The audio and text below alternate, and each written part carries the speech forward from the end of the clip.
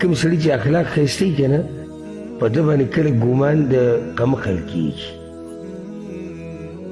کوم چې سړی راغی ستا خواته او دروغ درته وایي او تا ته 100% نه 200% پته وي دا سړی دروغ وایي، تو ته یې صحیح ده ځه. ولې د دې د لاسه چې اوس به څه بېعزته کومه خلکو مخکې کچه کومه چې ته دروغجن یې، بل سړي له حیا ورځي چې اوس به درته څه وایي. زه پرېږده زه به ورته صحیح شو. دې بار ته راووتو وایي سړی مې له څنګ دوکه کړو.